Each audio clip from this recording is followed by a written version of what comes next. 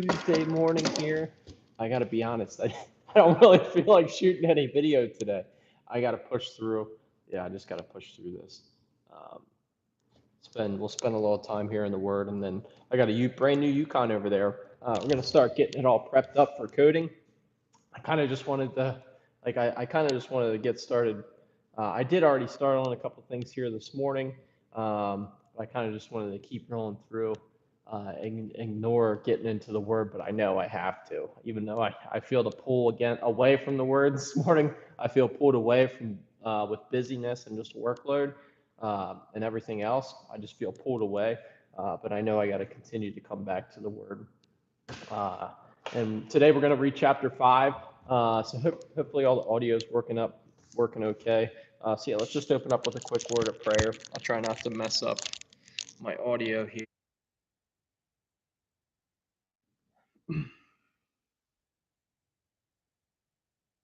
Lord, thank you. Thank you for this day. Um, I just pray for your help, pray for your assistance.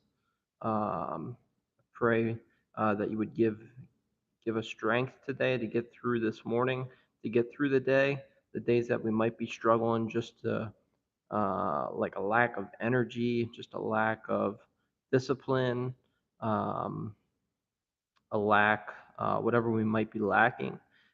Pray that you would give us the strength to push through and to stay consistent and to stay into your word and continue to dig deeper into your word, even on the days that we feel pulled in other directions and pulled away from you, Lord. We pray that you continue to convict us and allow us to understand your word better, Lord. In your name we pray. Amen. All right. So chapter 5 here. We'll read chapter 5, and then we're gonna. I already did the wheels and tires and wheel wells. We just gotta wash the Yukon clay. I'm gonna do like a real light clay. It's brand new. They just picked it up. Light clay, and then door jams, and then I'm probably gonna have to do a light machine polish on it, and then prep it with like alcohol or prep solvent, and then apply a coating. Now all that will take multiple days. But today we'll at least get it clean, clay, dried off, and start machine polishing it. I didn't really see any scratches. It's just kind of like a light machine. Since I'm going to clay bar it, we'll just do like a light machine polish to remove any kind of light scuffing or light. Sometimes when you clay bar the paint, you can get some light scuffing. So yeah, we're going to read chapter 5 here first. We already read verses 1 through 4. If you're just tuning in, thanks for joining, guys. So yeah, chapter 5. After this there was a feast of the Jews, and Jesus went up to Jerusalem. Now there is now there is in now there is in Jerusalem by the sheep gate a pool in Aramaic called Bethesda. Yeah, I think that's right. Called Bethesda, which has 5 roof colonnades. In these lay a multitude of invalids. I wanted to say invalids, but invalids, blind, lame, and paralyzed. One man was there who had been invalid for 38 years. When Jesus saw him lying there and knew that he had already been there a long time, he said to them, "Do you want to be healed?" The sick man answered him, "Sir, I have no one to put me in the pool when the water is stirred up, and while I am going, another steps down before me." Jesus said to him, "Get up and take up your bed and walk." And at once the man was healed, and he took up his bed and walked. Now that was the day of the Sabbath. So the Jews said to the man who had been healed, "It is the Sabbath, and it is unlawful for you to take up your bed." But he answered them, "The man who healed me, that man said to me, 'Take up your bed and walk.'" They asked him, "Who is this man who said to you, 'Take up your bed and walk'?" Now the man who had been healed did not know who it was, for Jesus had withdrawn as there was a crowd in the place. Afterward, Jesus found him in the temple and said to him, "See, you are well. Sin no more, that nothing worse may happen to you." The man went away and told the Jews that it was Jesus who had healed him. And this was why And this is why the Jews were persecuting Jesus, because he was doing these things on the Sabbath. But Jesus answered them, "My Father is working until now."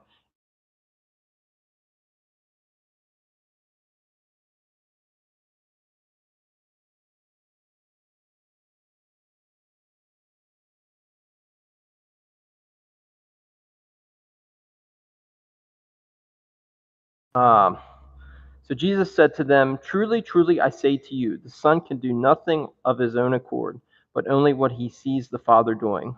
For whatever the Father does, the Son does likewise. For the Father loves the Son and shows him all that he himself is doing, and greater works than these will he show him, so that you may marvel. For as the Father raises the dead and gives them life, so also the Son gives life to whom he will. For the Father judges no one, but has given all judgment to the Son, that all may honor the Son just as they honor the Father. Whoever does not honor the Son does not honor the Father who sent him. Truly, truly, I say to you, whoever hears my word and believes him who sent me has eternal life. He does not come into judgment, but has passed from death to life. Truly, truly, I say to you, an hour is coming and is now here when the dead will hear the voice of the Son of God, and those who hear will live. For as the Father has life in himself, so he has granted the Son also to have life in himself. And he has given him authority to execute judgment, because he is the Son of Man. Do not marvel at this, for an hour is coming when all who are in the tombs will hear his voice and come out, those who have done good to the resurrection of life, and those who have done evil to the resurrection of judgment. I can do nothing on my own as I hear I can do nothing on my own. As I hear, I judge, and my judgment is just, because I seek not my own will, but the will of him who sent me. If I alone bear witness about myself, my testimony is not true. There is no there is another who bears witness about me, and I know that the testimony that he bears about me is true. You sent you sent to John, and he has borne witness to the truth. Not that the testimony that I receive is from man, but I say these things so that you may be saved.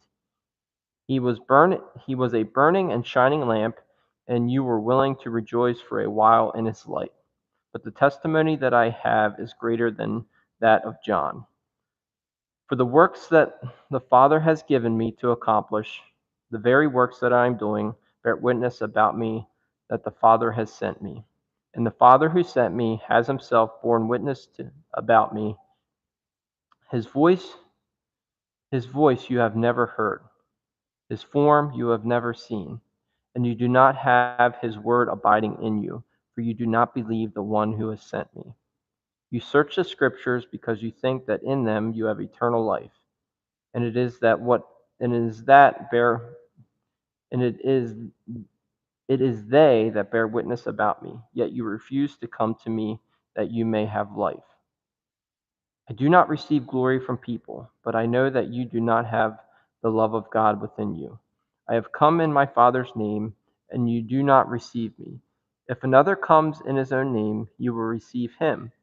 How can you believe when you receive glory from one another and do not seek the glory that comes from the only God? Do not think that I will accuse you to the Father.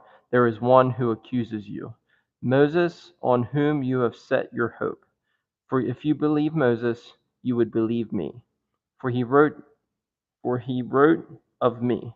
But if you do not believe his writings, how will you believe my words? Phew. We, I, I could read this again a couple more times. I could read it a couple more times. Uh, yes, Jesus goes in and heals this guy on the Sabbath. So it was like, I guess Saturday. I guess the day of the Sabbath was Saturday, and he went in there, rolled in, and healed this paralyzed man on the Sabbath. And the Jews were like, "What? You can't be doing this work here on the Sabbath." It's just I think that movie or that show The Chosen has a scene where the guy's sitting at the pool and he heals him. It's a pretty cool scene to watch on that show. Kind of as you read this and then you see the show, it's kind of cool to just you kind of create a picture in your head as you're reading this. But then you watch like shows like that where they show it in their way, like the actors and stuff. It's kind of cool to see. Um, but anyway, guys, I think we probably should get started on the work. Um, yeah, tomorrow we'll read. Jesus is going to feed. Jesus feeds 5,000.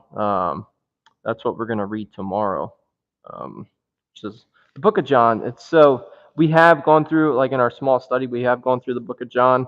It takes to go verse by verse. It takes a long time. It probably took us, I don't know, a couple months to just go verse by verse in the book of John with help of like study guides and stuff, because I can't, like, it goes so much deeper than just reading it and just moving on.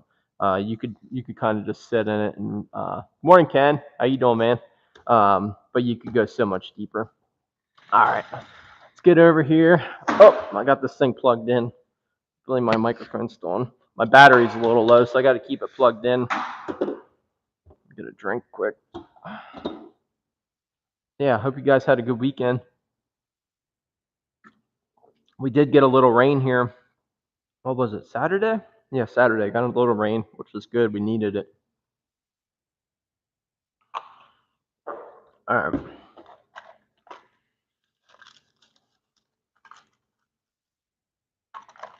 All right, load up on some Altoids. Over here, flip you guys around. All right, I think I got everything. All right, I do have the heater on this morning. It was kind of cold. Turn this heater off. Oh, just ignore the mess. I got mess everywhere. Ugh. Turn this heater off. It's pretty hot in here now. So yeah, it's brand new Yukon. It's not a Denali. I said yesterday it's a Denali, but just a really nice Yukon. So we're gonna get this thing washed up. I already did the wheels, tires, and like running boards, but I got my wash buckets already. I even got the clay. Got a piece of the clay magic in there. I usually just keep it in there. I got the grit guards in the bottom so it won't hit the bottom of the bucket, but just the P&S Pearl soap in there. A couple buckets. I don't think I'm going to get too much dirt off this thing, but I'd rather just play it safe. I probably could. I probably could skip. I don't know. It's hard to say because I haven't cleaned it yet. Sometimes you could. Sometimes you're like, man, I could probably just skip the whole polishing process. Skip the whole claying process. But usually when you start skipping stuff, something goes wrong. Usually like, I should have just clayed it. I should have just polished it. All right, let's get everything set up here. This is weird. You can change the color. Dance party. Here we go. Let's get going.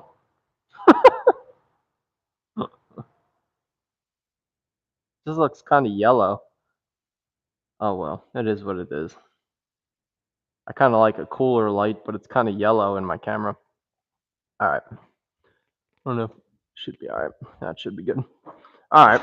Like I said, we already did the wheels, tires, like the whole lower half. I already did. So now I'm just gonna rinse everything, do light clay, wash everything up, and then dry it. Try to get it done as fast as I can. I don't think I need any pressure washer. It's kind of just like a light dust and pollen.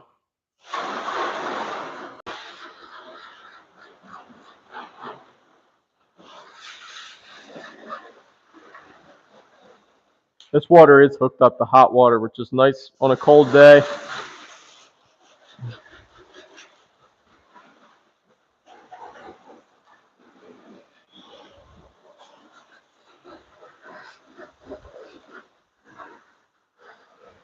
Usually once it starts getting like pretty hot outside, I'll switch it back to cold, but I'll use warm water most of the year.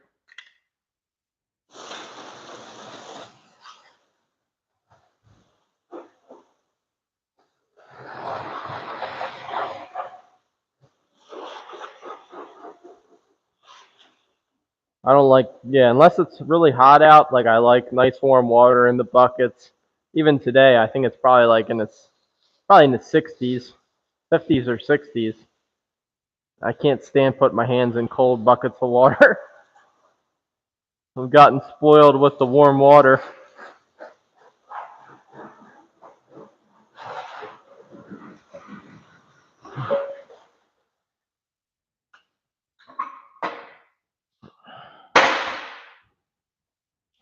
It's like almost like a white pearl.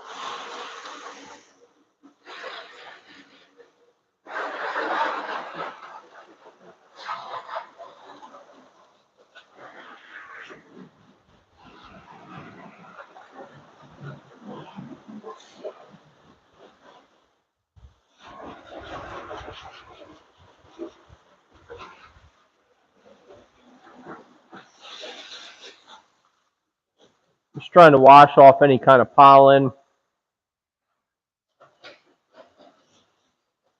anything else big that I might pick up in my wash mitt.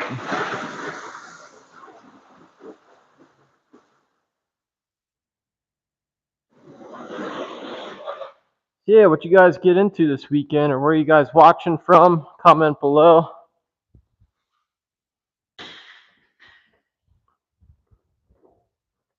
Ugh.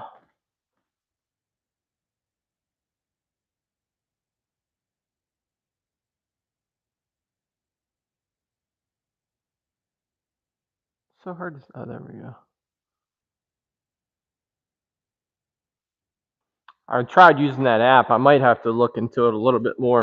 I want to figure out how to hook up my good camera somehow. I don't know, because the thing that messes me up is this internet's not good here.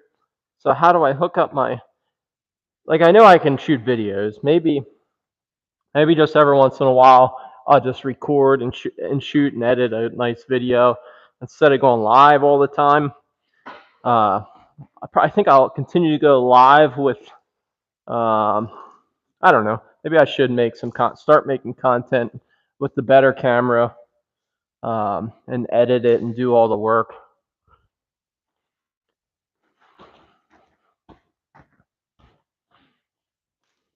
The only reason, because I do want to use my nicer cameras and nicer equipment, but my internet here is not good enough to go live on that. I have to use my AT&T internet to go live because my Frontier internet's not good enough to go live. It just lags like crazy.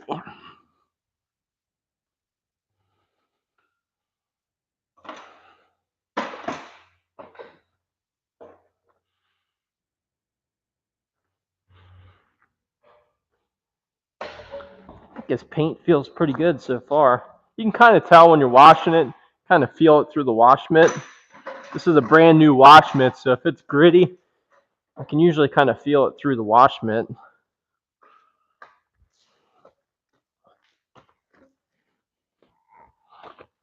I might be able to just do like a light liquid decontamination with some iron remover, even though I'm not really seeing any rail dust.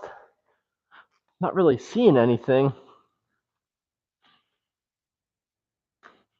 Couple stains up here around the sunroof. I think that would just machine polish off. I know it has some light water spotting. Most of that'll machine compound off.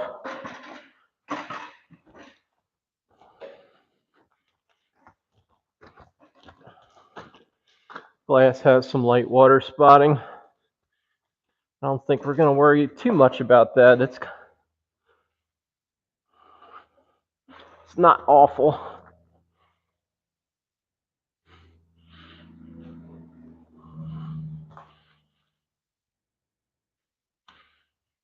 Yukons are sweet. I like them. This one sits up. It almost seems like it sits up higher. Like it's like almost like the 2500 model or something. I don't know what maybe it's a certain package. They sit up a little higher. It's a SLT. I don't even know what SLT means, but sport, luxury, terrain. Nah, I don't know what it means. Comment below. What's SLT mean? Does that mean like an off-road model? It's not an AT4. Doesn't have like off-road wheels or anything. It just seems like it sits. It's not quite as like low profile like Lincoln Navigator look. It's more. It's kind of in between, which is nice. Them AT4. I don't know if they're Yukons or like the trucks. Them off-road Tahoes and it's off-road Tahoes. They're nice. I don't know if they're called an AT4 or not, but like them off-road Tahoes, they're sweet. I feel like I'm jumping around again. I'll have this thing plugged in. Hopefully the battery don't die.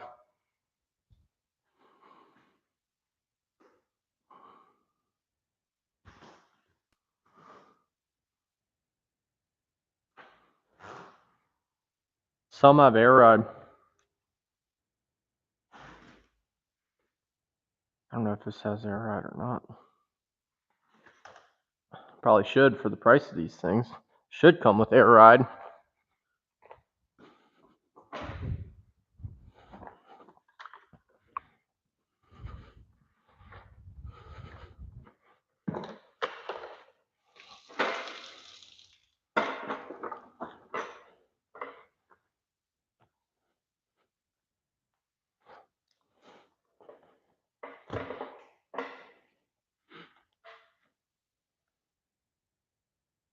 I remember I worked for GMC. Well, I was a detailer at first for the first like year. It was a Pontiac GMC dealership. It was real small, like super small, like max sales, like 20, 30 cars a month sales. Big dealerships probably sell that more than that in a day. Yeah, I started in, still in school. I worked at Saturn when I was in school. And then when I graduated, the day I graduated, I started full-time as a detailer at a Pontiac GMC place. And I did detailing for like a year, and I didn't like it. Like I didn't like the dealership detailing. So I moved into the parts and service department. It was such a small dealership. I was a parts,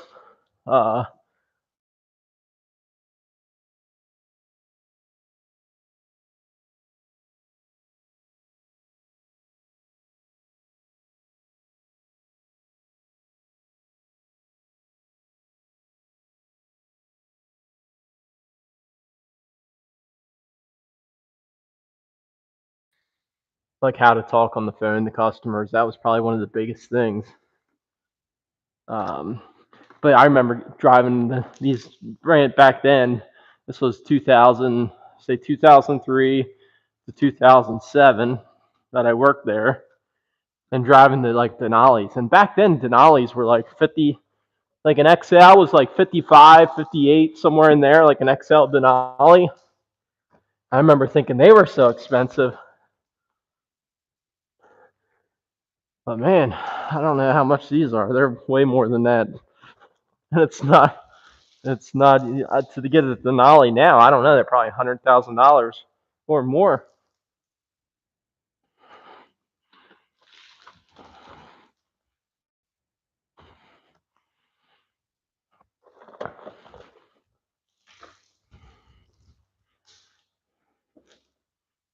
This thing's not really that dirty. I'm not messing around with no 2-bucket wash method. I got a couple buckets, and I watch my water, and I have grit guards, but using a brand new wash mitt. Like lower areas, I'll just use a microfiber. That way, if I pick up any trash, I can just toss the microfiber.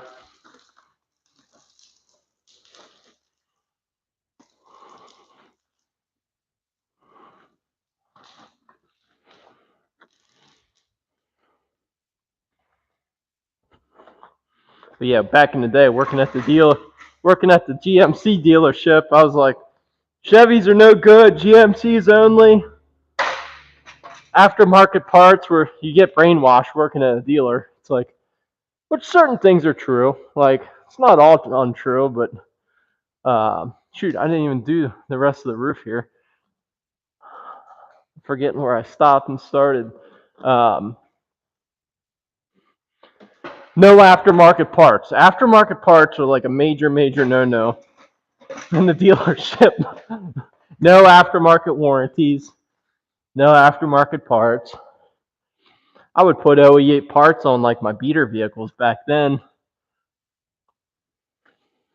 Some used vehicles we would get aftermarket parts, but we wouldn't install people's aftermarket parts if they came in off the street, or if they had aftermarket warranties. We wouldn't really mess with them too much. One of mine, I had aftermarket warranty, and I was a service advisor, and they allowed me to use my warranty, but had to be a GM extended warranty or a GM factory warranty. All right, I better rinse this soap off. But yeah, back then it's like, better not catch anyone at Pep Boys buying parts.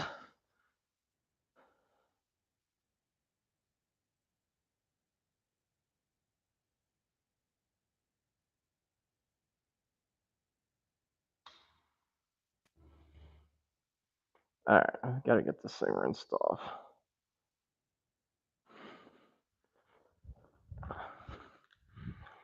So yeah, graduated high school in 2003. Went right into it was called Wanger. Originally it was called Wanger Pontiac GMC at the Buck, and then a different Providence. I started when Providence bought it over, a different company. They don't even sell GMCs or Pontiacs. Well, obviously not Pontiacs, but they don't even sell GMCs there anymore. It's all Dodges.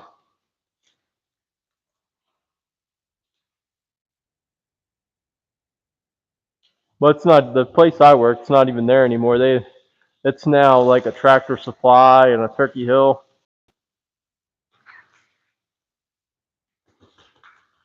A lot of the places I worked since then, or even high school, have all they're not there anymore. They either got demolished or it's a whole different company.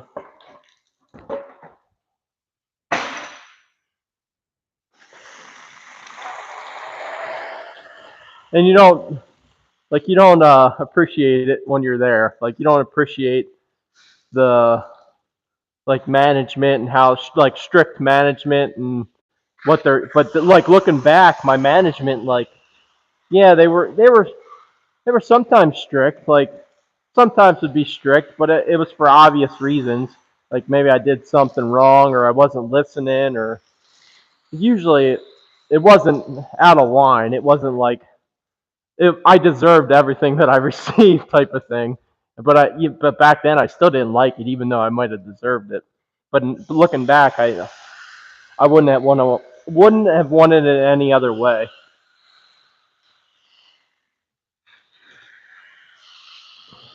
I didn't really care for the work back then, but looking back, I'm like, that wasn't too bad. Like I could go back to that. I enjoyed the people, especially.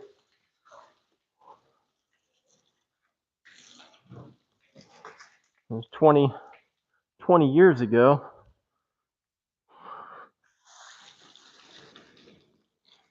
All right, got the top rinsed off.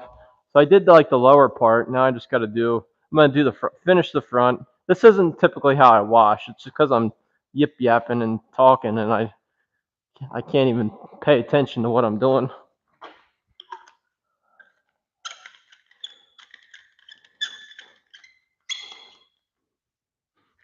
Oh, probably get a microfiber towel.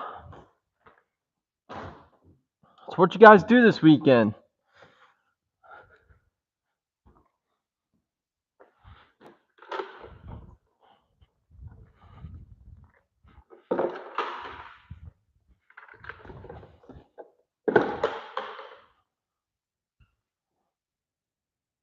Yeah, it definitely makes you a better person. Yeah, I think it probably did. I think that's what happened. I'm not sure. Yeah, definitely. Like I didn't really back then. I didn't care for my boss. Looking back, I'm like, man, he was like military guy, like super strict.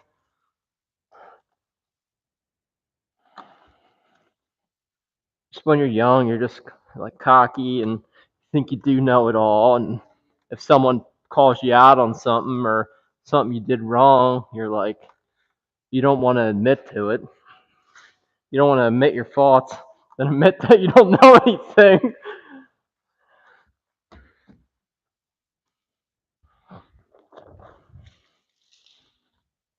Like I do have dreams from like my first jobs. I like go back to my first job and like people I worked with. Like I have dreams relatively often about like my first jobs. I worked at a restaurant. That was my first job. I constantly have dreams about that place. So much so I was like, man, if it wasn't leveled, they demolished it. It's no longer there. It's like, man, if it was still there, I think I might go back just and work there part time. Because I think I kind of miss it working there.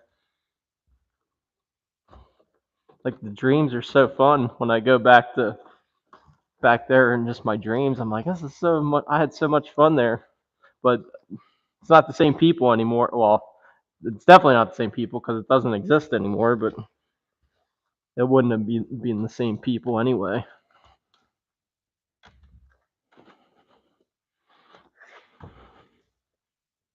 It was Willow Valley. If you guys are familiar with Lancaster County, it's like a Willow Valley smorgasbord. That was my first job, like first official, like paying taxes job.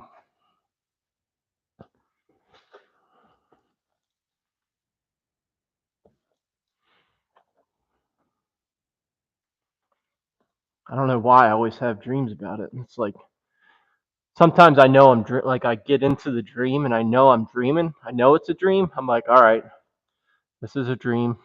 Like I'm at Willow Valley again, and it's usually I'm not usually working. I'm usually looking for someone. Like it's like I'm looking for this particular girl. Her name was Anna, and I worked with. Well, if she's watching, reach out to me. But it's this girl that worked at Willow Valley Smorgasbord. Her name was Anna, and for some reason in my dreams, I'm always looking for her. I'm like, I wonder whatever happened to her. Like, did you ever work with someone or know someone a long time ago? You see them like every day for a long time, and then someday it just stops. Well, you leave your job, you never see them again, and it was like you work with them for so long. It's kind of like that. I don't know why I look for her in my dreams. That's kind of weird, but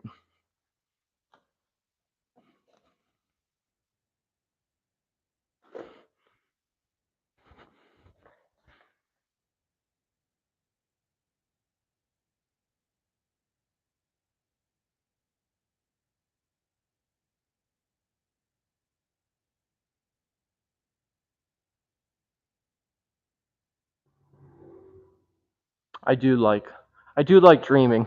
I do. I'm not gonna lie.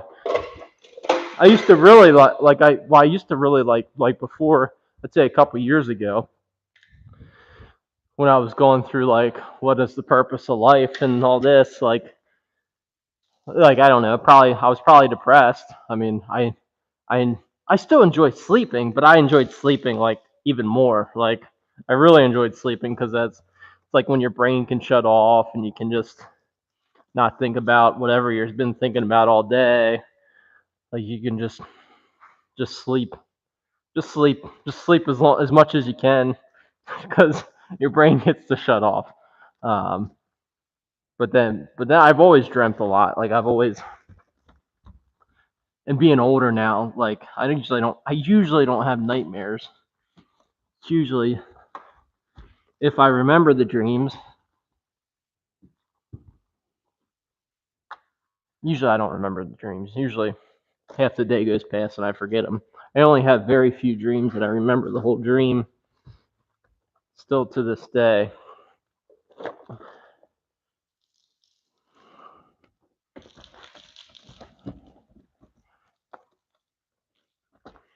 one dream.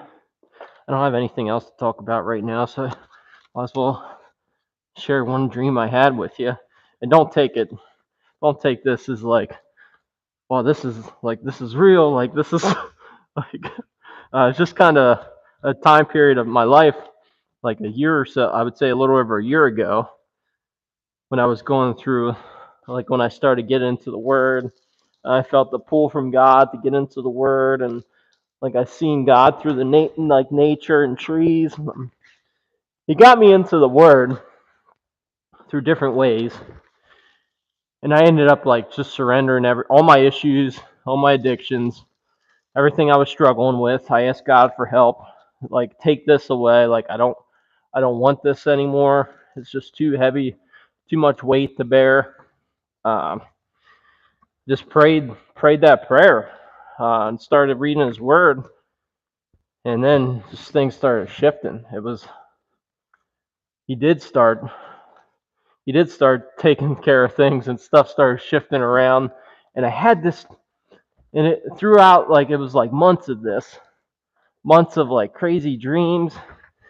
Um, but the one dream I had, it was like I never really did communion. Like I did communion, but I never really understood it. So one night I was online watching this guy online, and their congregation was doing communion. I'm like, I know communion's not necessarily like just to do it by yourself. It's probably best to do it with like a congregation or like a community of believers type of thing. But I did it by myself. I was like, do communion in my living room that late at night. And it was like it was pretty emotional. Like I guess I never fully understood like the cross and like what Jesus actually did for me until I read it in the Word, like and dug deep into it, and like kind of put myself there in that moment of time and asked God for help. But I did communion. That was like super emotional. And then I went to bed. And then that night, and I told a couple people this, but that night I was watching a lot of stuff throughout that time period where it was like deliverance and like these guys delivering people, and this, like I was watching this stuff. So I had a couple dreams where I was like casting out demons from people's houses, like in my dream. I'm like calling out these demons in Jesus' name, like because that's what the videos where I was watching some of the videos. Um, but I was like, there was these girls I used to work with at hers. They were at my house. This was the dream. This was a dream. And the one girl's like, I think, she's like, I'm possessed. She's like, I think I have a demon. And I'm like, oh man, we need to pray. I was like, so I start praying for her, and I'm like, and I was about to get started. Um, and then someone said, I was in another room. Someone's like, oh, turn around. There's Jesus. And I turn around, and it's like a step down into my living room. He's like, there's this person, you can't see his face. You can't tell if it's a boy, girl, like you can't tell who it is, or like you know who it is, because you just like, I know you don't go off feeling. This was all feeling. The same feeling I got when I turned around and seen this person was the same feeling I would have like when I'm singing praise and worship, or when I'm spending time in the Word and stuff's just clicking and I'm understanding things, that like that them feelings of like understanding, and the feelings that you're in the presence of God, like that. And when you get to that point, you're like, what I did is step down into the room. And I'm like, oh wow, he's standing there in the corner. And this was a little after Christmas time. There wasn't a tree there anymore, but he was standing in front of a lit Christmas tree, which just had lights, no ornaments. Christmas tree in the corner. Uh, and he's like glowing, white robe, and he's like glowing. You can't even see his face, but then again, I don't even think I really looked at his. I don't know if I tried to look at his face or not. I was kind of just looking at everything at once. It wasn't like I was just looking at him, but I wasn't like, I couldn't see, like see who he was or who, like, what the object was, but I knew who he was.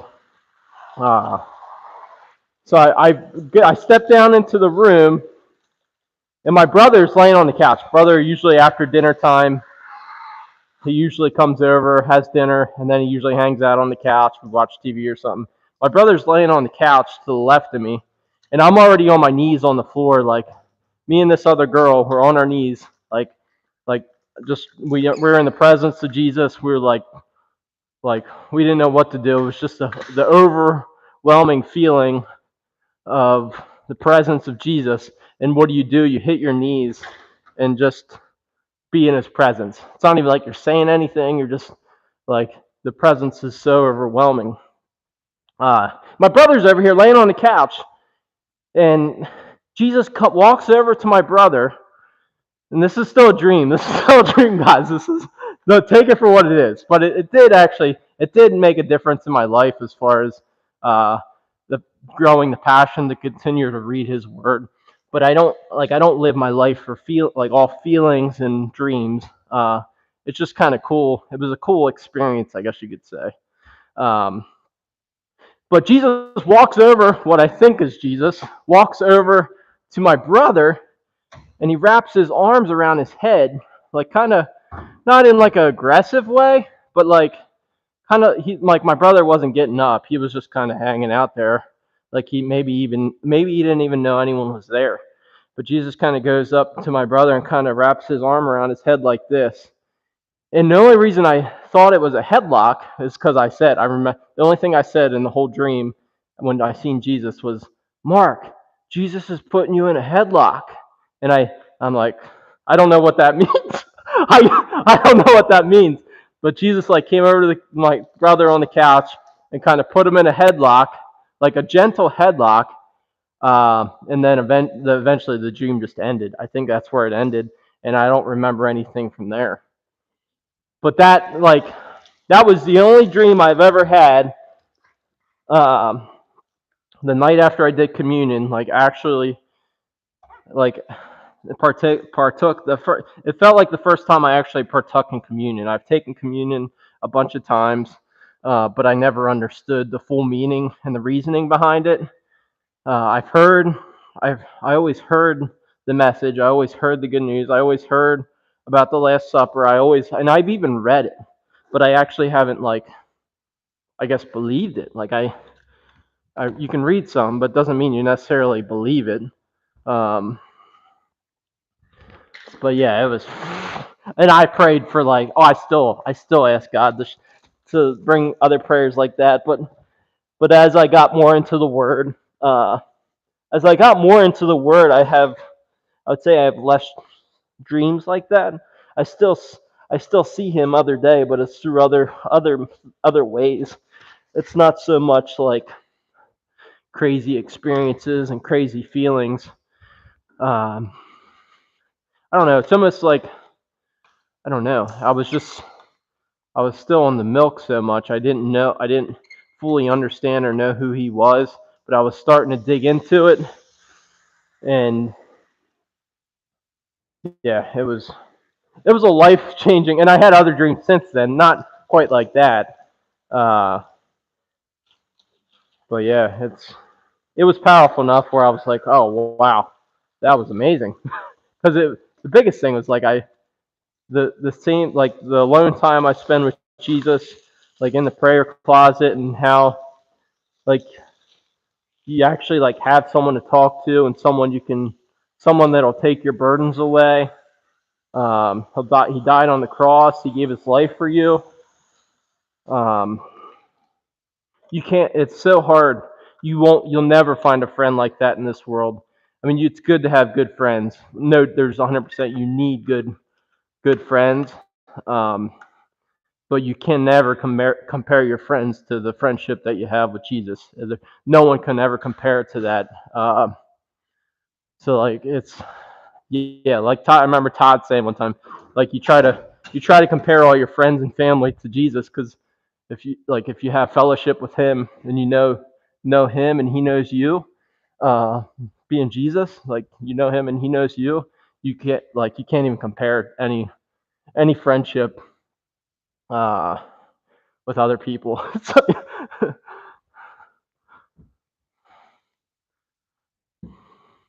See, I don't like I shouldn't even say this, but I do occasionally. I'm like, man, I was like, it'd be nice to have another dream like that. It was so awesome, and I could see how like the experiences and the dreams and the good feelings, like people probably want that all the time, which I understand. I do, but you can't rely on that. It's because it doesn't. Like I think that's maybe like where some stuff it could have went wrong for me if I didn't have people in my life to help me through that process. But it definitely could have went wrong for me as far as like relying on the feelings, relying on the emotions, relying on the dreams, relying on the everything I was seeing every day with my surroundings. Uh, like if I fully relied on the experiences and feelings and they just stopped, like I don't know, like and I wasn't relying on the word, like maybe I would have just like went back into my own sin. Maybe it like I still don't think I would have like lost my salvation or anything, but like digging into His Word and learning more about Him through other ways. Just like back then, like Jesus back then, he was doing crazy miracles, like walking on water, feeding 5,000. We just read turning water into wine, and the people then like didn't even they wanted more and more miracles, like show us more, show us more. They seen stuff. Jesus showed them stuff physically there in the flesh, and they continued to ask for more and more. We want to see more. Prove this, prove that. And they seen his miracles there. Just like how we like if we see his miracles here, like if you see like if someone's healed or someone you prayed for someone and their sickness went away, or you prayed to have a kid and you got like you were given a kid, like whatever you're praying for, you see it and you continue to want more and more and more. It's you're never like you're never fully satisfied in this body.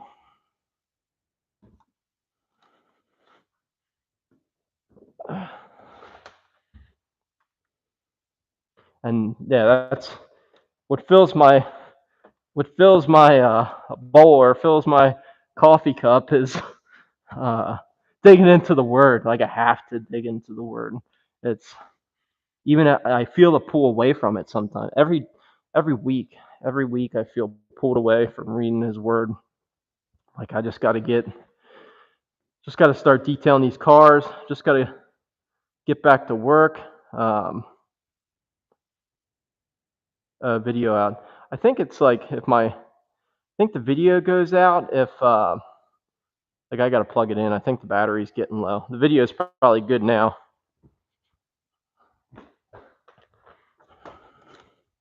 But yeah, every week I feel like I was telling my wife this weekend. I'm like every week I feel I'll open like I'll have because I talk to people that are believers and they might be going through something and I tell them like we'll dig into the word, like if you want to we can sit down and we can read it together because they'll pull it out like they'll get it out, pull it out on the table.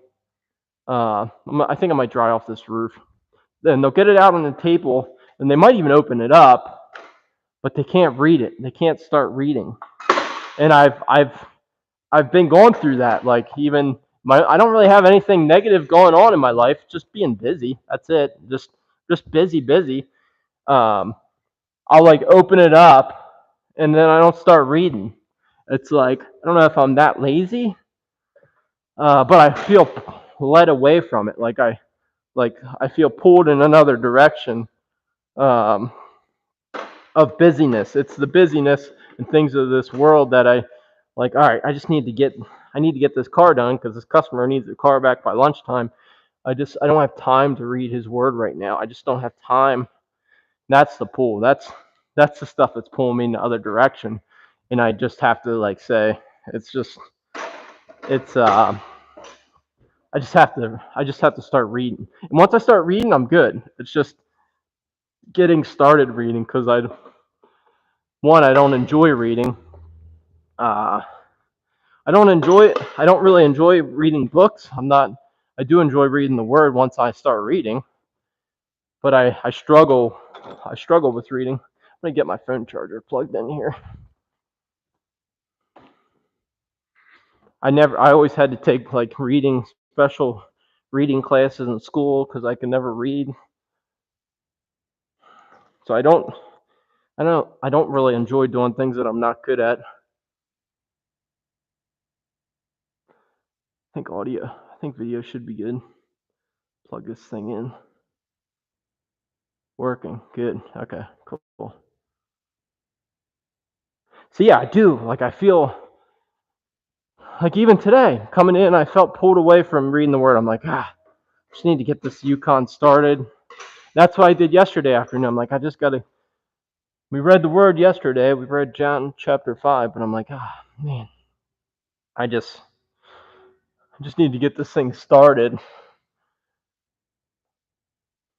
And I almost skipped it this morning. I'm like, maybe we'll read John chapter 5 tomorrow or later in the day when I feel like it. Like when I feel a little more energetic or have more energy. We'll just do it. We'll just read it later.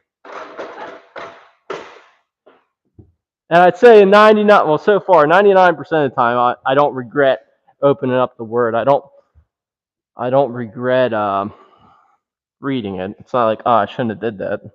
It was like, all right. I don't know why I was struggling to open up the Word, but it was good. Like,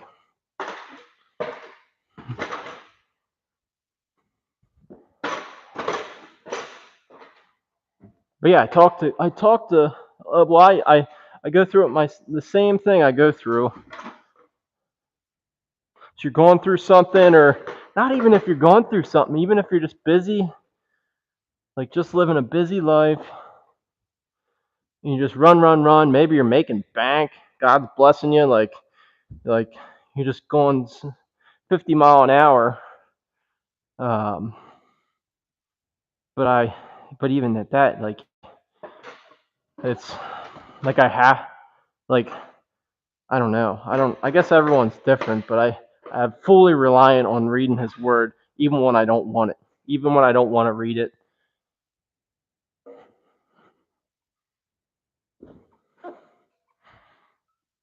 It's like, how do I help my friends and family stay in the Word when you see people struggling?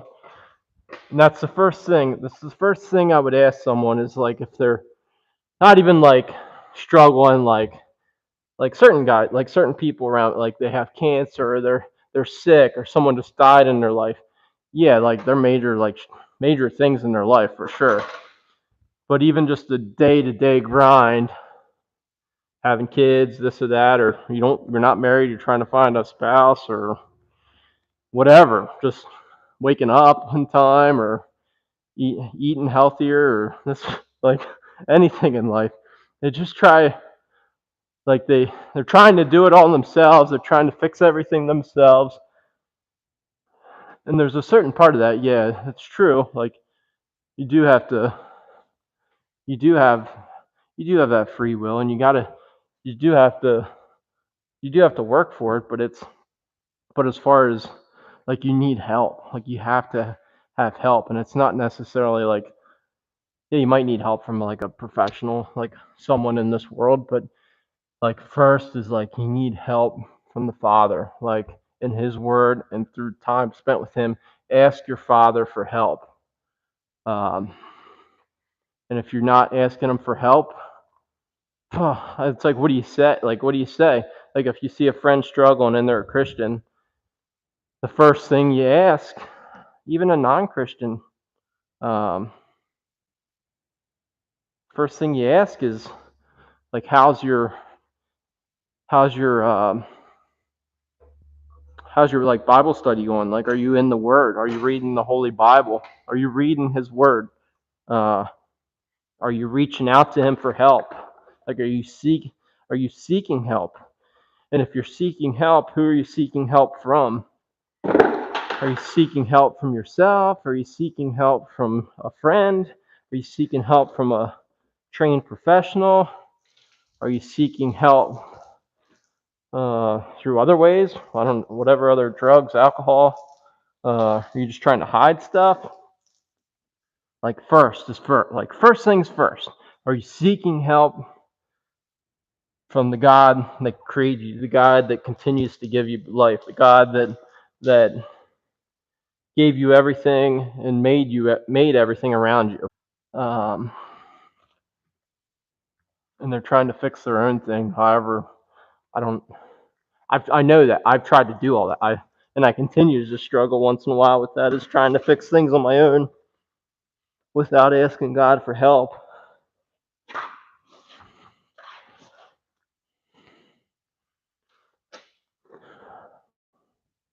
Like, how do I, as a Christian, how do you help someone? Like, how do you help your friend that's struggling or going through a difficult time?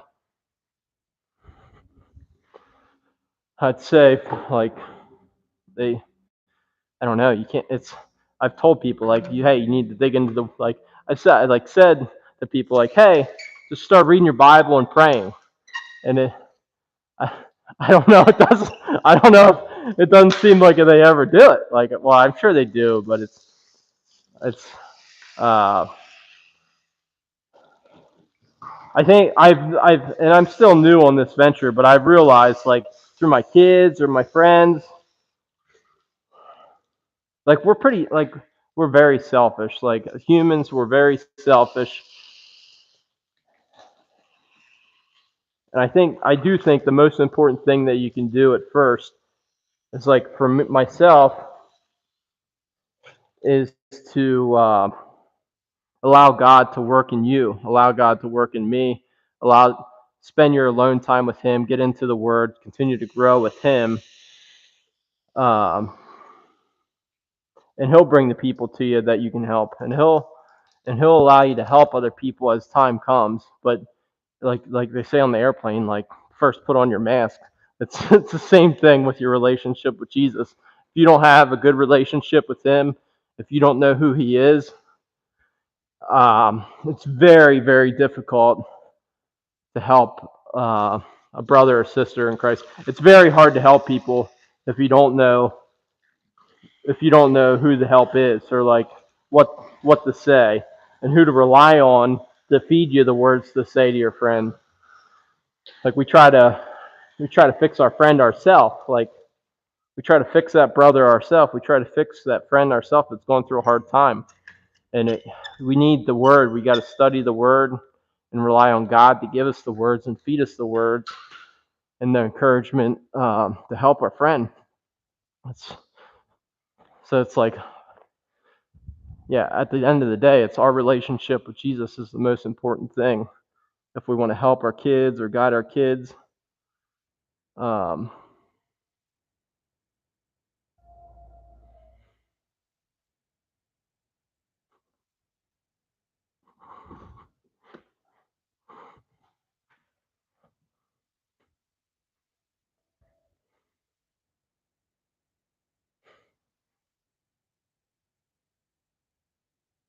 yeah, I came back. Sometimes I do doors multiple times, a couple times, because I'm not scrubbing too hard.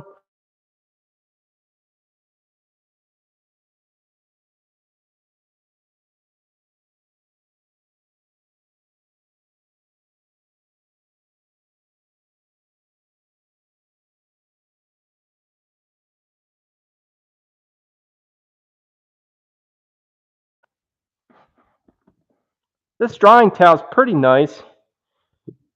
I kind of like the other ones better. The other ones that I have, I think they're an auto fiber towel too. This one, it's not quite as big. Like, I like the gray side. It's like a lower pile. This green side's kind of like really soft and fluffy. Um, but this gray side, it's like a lower pile, seems to absorb the water a little bit better.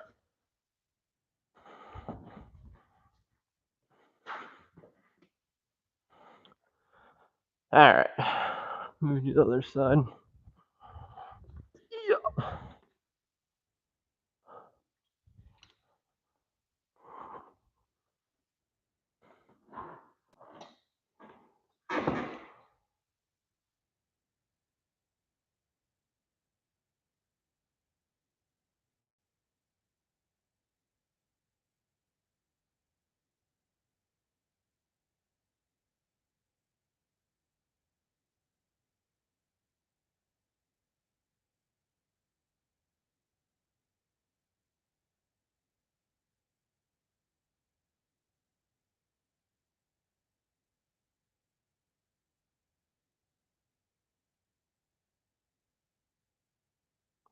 Trying to think. I don't know why. I don't know why it would have stopped besides maybe my phone's getting a little low battery.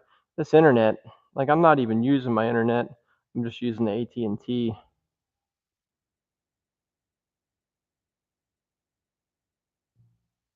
Yeah, I don't think I'm ever going to have it.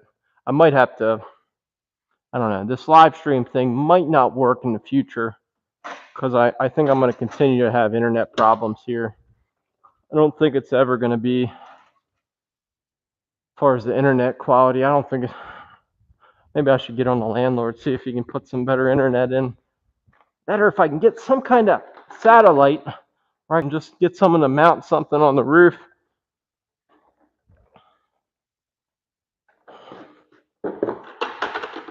I'll have to check into that. I just don't know. I know last time they have to run it down the road and drill it under the ground, and it's like a whole thing to get internet here. But then again, there's other apartments. There's apartments here. There's apartments here and other buildings that would probably like the same internet.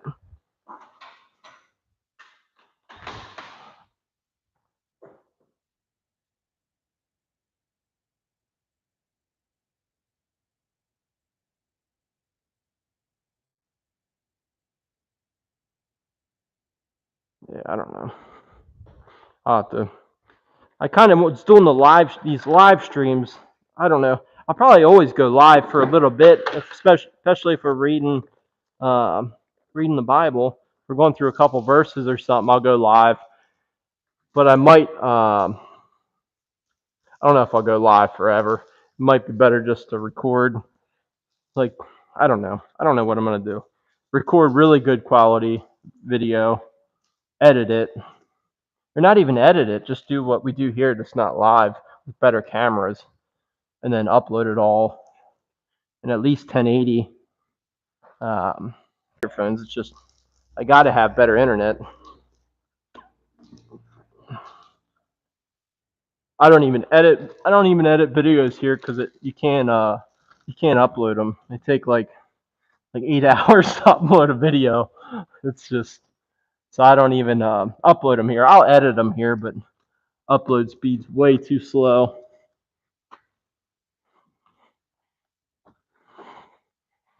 It's one of the things you. Well, I used to live down the road and I had the same internet that I have here. You go to bed, hit the upload button, go to bed, wake up, and sometimes it's finished when you wake up.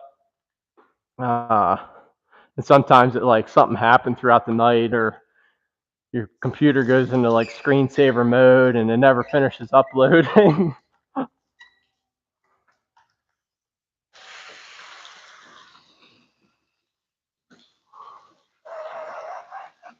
I don't have unlimited internet, so I don't know. Going live like this all the time, it might be racking up my phone bill. I don't know. I don't even know if it's sustainable.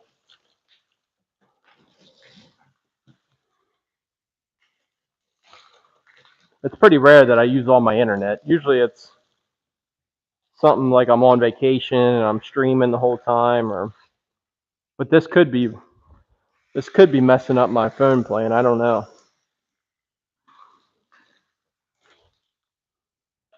We'll find out. I know AT&T keeps messaging me that my phone's paid off now. They're like, "You hooray! You paid off your phone. Let's get you a new phone now." That's tempting because my phone's not like I'm having all these problems with my phone on live streaming, but I don't think it is. I don't think it's the phone. It's always tempting to get a new phone, especially when you've had the same one for a few years. It's always tempting just to get the newer phone, but I'll probably wait. I'll wait till I drop it or crack it or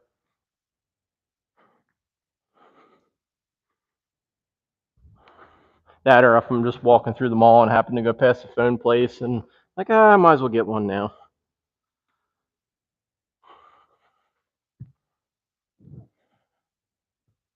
But I usually don't like pay off the phone. I usually just pay for it as I'm paying my phone bill. It'd probably be smarter just to pay it off as soon as you get your first bill. But I don't usually do that with phone stuff. That's probably how they make all their money on like financing phones or however they do it. They probably make bank off that.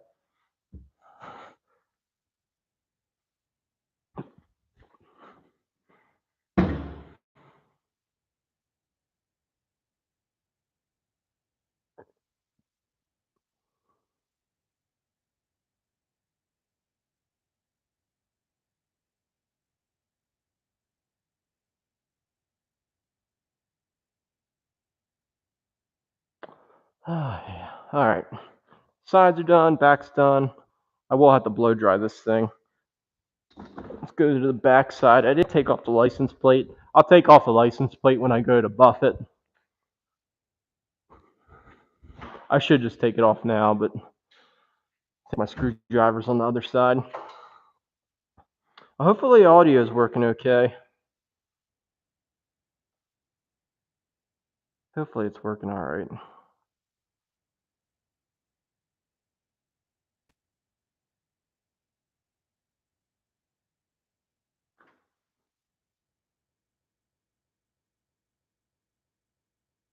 I feel like these phones aren't that clear.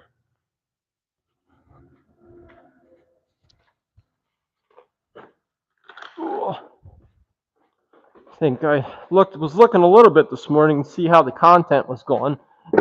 Views are up. Views on the channel are doing good. Subscribers are still, which is to be expected. Subscribers are still dropping off. I think the past 7 days I'm down like 100 subscribers, which isn't that bad. I mean, yeah, it's still not.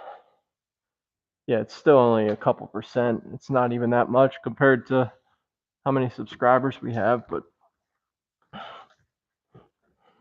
I continue to expect people to drop off due to content.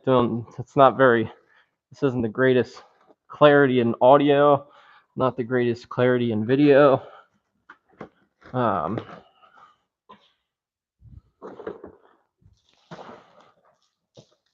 I'm just trying to get some kind of consistency down. Like right now, I do enjoy shooting these live streams. I do enjoy it. But if I'm gonna start, if I'm gonna go deeper, I need to make sure I can continue to do this for now. Even if I lose subscribers, it's all right. It's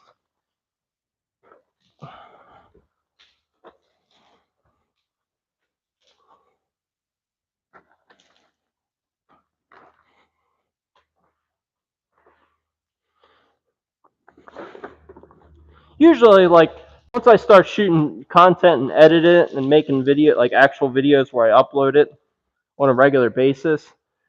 It's just that you shoot the content like this throughout the day as you're working, and then usually like a half an hour video. Well, not even that. Say a 10-minute video.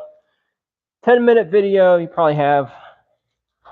probably have like 2 to 4 hours in editing a decent video into a 10-minute video. It probably takes you all day. Nah, it doesn't take. Takes you. For me, I have to keep saying things over and over because I keep messing up my wording. But it does. I would say 4 to 8 hours total to make like a 10-minute video. So it's a bit more of a commitment to start shooting and editing and uploading versus just pushing a button, going live. Whatever happens, happens. Whatever works, works. Live is like super easy. There's not much work that goes into this besides turning the camera on and talking. I guess necessarily I wouldn't even have to talk. I could just detail. Yeah, no audio. Let's put some music on. Maybe I should try that.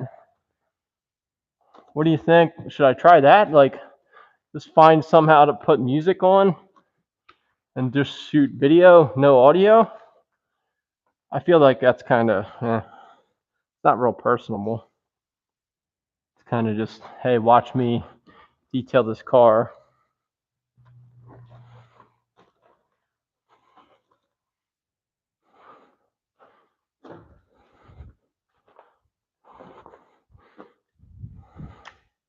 if I could, if I had unlimited budget and I knew if I had unlimited knowledge as far as videography, I'd run like multiple cameras throughout the whole shop, like 4K, good cameras, like good headlight cameras, interior and exterior cameras, and it would be 24-hour detailing, nonstop. Even when we're not here working, you can still watch something. Like it's always the videos are always running. So if like someone's breaking into my building, people are live stream watching. Like, hey, someone's breaking into your building, Chad. 24-hour live streaming. I don't even know if you can do that. Nonstop for like a whole year, like nonstop video. You wouldn't see like my personal life. You wouldn't see, yeah, you wouldn't necessarily see like when I go home. That would just be weird. But nonstop for like a big business, that'd be cool. Like people tune. I've already tuned into the most boring things. Like, hey, let's go look at the weather at Ocean City or at the beach. We'll see. They have a live stream camera at the beach, and I'll just watch that for a little bit. You just kind of watch people on the boardwalk walk past. That's like, you can't get any more boring than that. If I watch that, people will watch people detailing.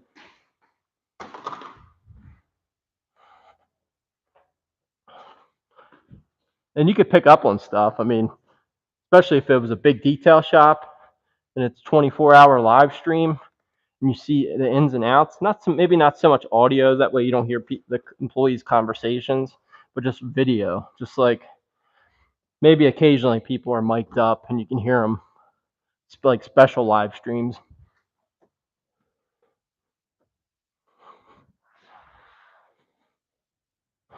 It would be a big commitment. The people watching it would see everything, at least in the shop.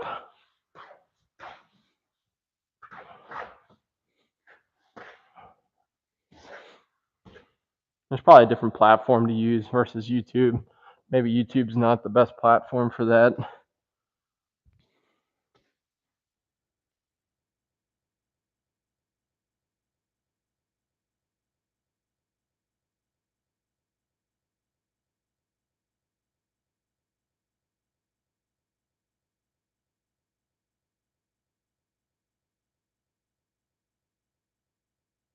Yeah, for sure. Yeah, no.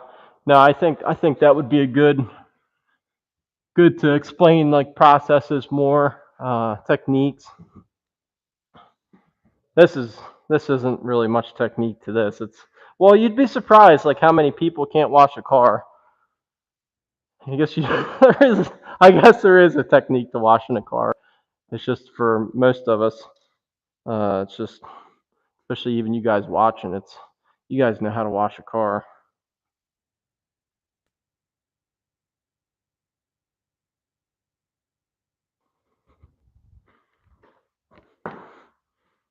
But yeah, a lot of customers are definitely have improper washing techniques, and sometimes that's okay if it's like a beater car. But if you're washing like a really nice car and you just paid to have it protected and you want to keep it really nice and it's black and you don't want to scratch it, um, and you're willing to deal with the anxiety that comes with maintaining a black car, well, yeah, you probably want to follow certain techniques, washing procedures, definitely multiple buckets, multiple towels, different things. Just well, definitely for any detail, dedicated wheel buckets, wheel cleaners. Never use the same thing on the paint than you do like the wheels or the lowers, running boards, that kind of stuff.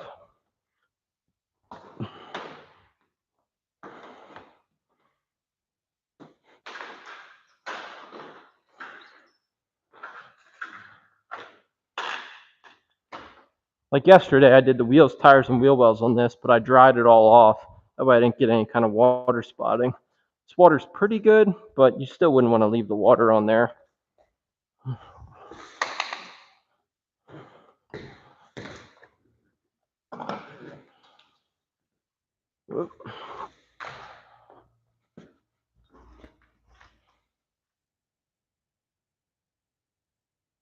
Camera's so shaky. Try not to knock it over. All right. So it's all washed. I didn't clay bar it. I think I'm just gonna lightly machine polish it. I didn't really feel too much junk on it. There's a couple things here and there. Probably the polish will get it off. So I'm not too worried about it. I don't see any iron deposits. Sometimes with these GM vehicles, you'll find like iron deposits from like maybe rail dust. I don't know how much they get transported by rail car anymore, especially something this big. I don't know. But I don't see any iron deposits on the paint, which would be like them little orange specks. So I'm not seeing anything like that. Um, Maybe a couple little bug etching spots, but for the most part, I think a good wash, dry everything off. Then I'm gonna blow dry any cracks and crevices right now, and then door jams, wipe the door jams, and then I'll start taping some of the miscellaneous stuff. It's not too much to tape on this because it's got this chrome trim. Usually I don't tape off the chrome trim, so when I'm machine polishing it, if it has black plastics, I like to tape that stuff off. But luckily, this thing doesn't have too many black plastics, really. And if they are black, it's like that piano black, which the compound's fine with. Yeah, let's get this thing blown off, and then we'll start jams, and then taping off any trim. And then we do got to lightly machine polish this thing today. Inside, this thing's brand new. Inside doesn't need done. I'll probably do the glass and maybe a quick vacuum in the front, but other than that, it doesn't need too much.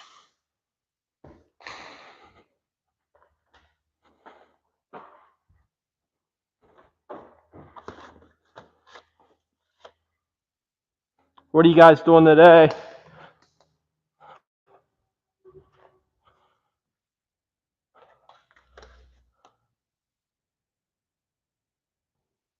You guys working today? You working today, Arky?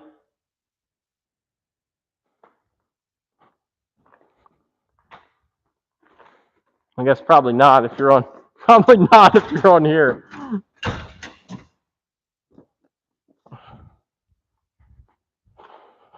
All right, this might get a little noisy.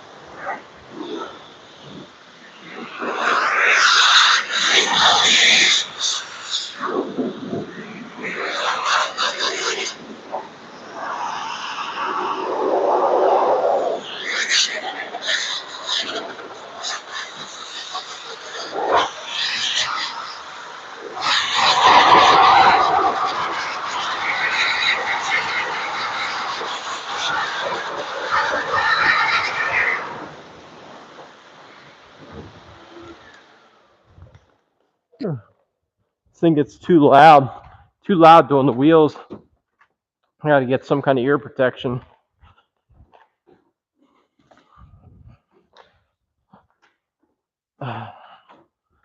Usually I have my headphones on, so it's not too bad. All right, that should be better.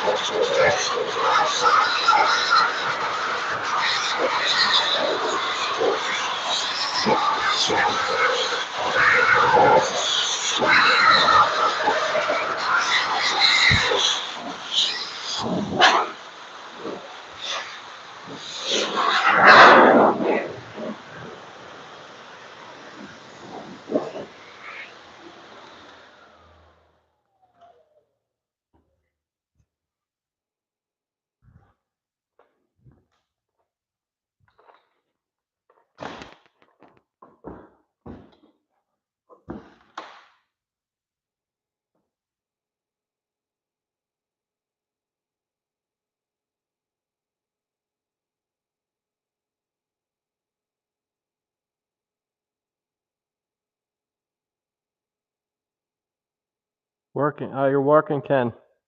Ah, it's raining. It's supposed to miss.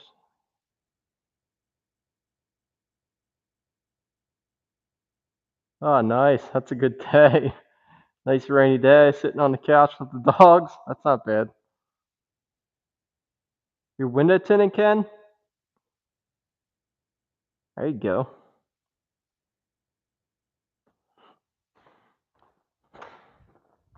I've never tinted a window personally. Never even tried.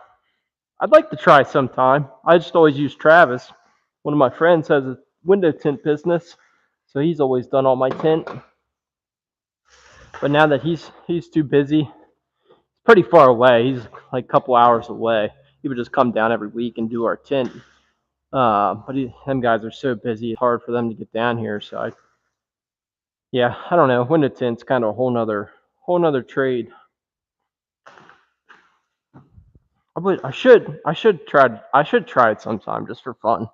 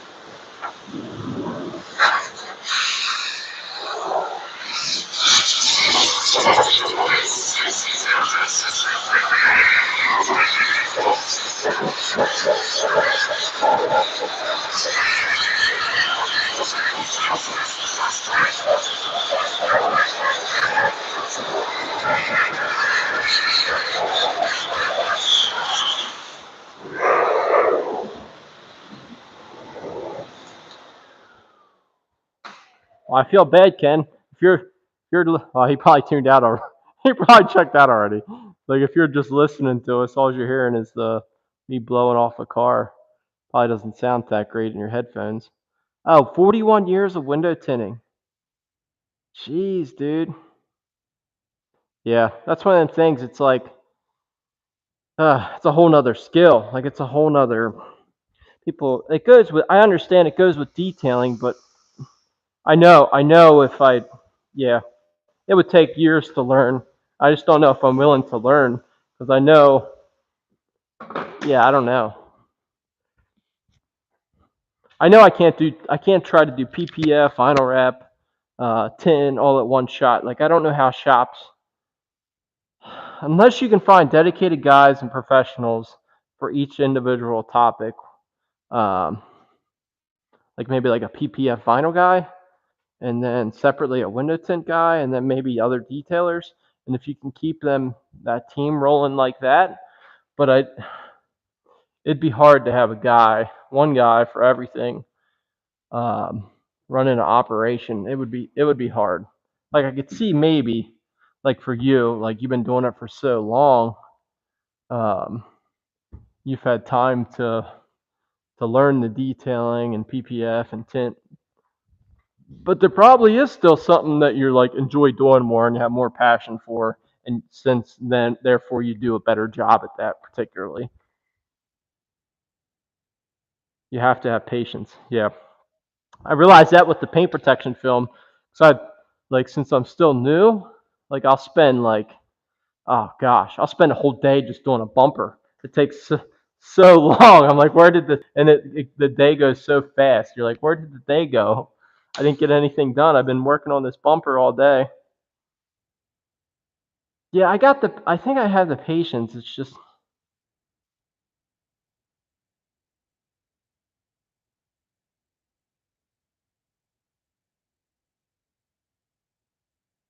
yeah, yeah, Arky. Yeah, Ken would know why it's bubbling. It's more than likely like back glass not heat shrinking it, or just like really bad tint. It could be just be like poor quality tin, or yeah, I would tend to think they're like not heat shrinking or form fitting it to the glass. It'd be one thing if you could just put the tin on. Like I think that would make things way easier. But the struggle that I see with the tint guys, minus dirt and all the other problems that you run into, but is the heavy curved glass and how to heat shrink it properly. That way you don't run into problems. Like usually the struggle with the new guys that I see, or even the guys that have been doing it a while, like old Corvette glass or different glass, is the tricks that work for each individual for heat shrinking, windshields, and rear windows, and even like curved side glass like the C8s. Um, I watch people struggle on heavy curved glass, but once they get it, they get better. But it takes years. Like it just takes so much time. But yeah, why? I'm curious why he says people get bubbles.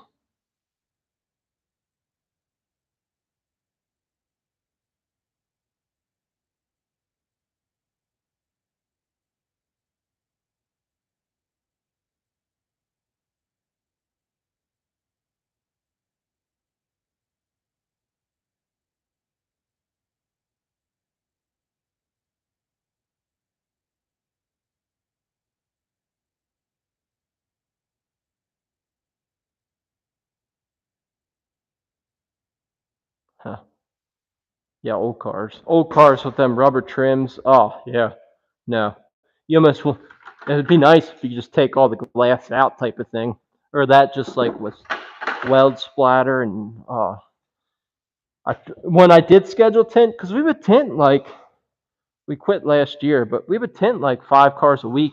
We'd schedule all on Thursday or Friday, one day a week. They'd come down, hammer out all the tint jobs. So I have people calling every day for the past year for window tint. I just keep sending them other places.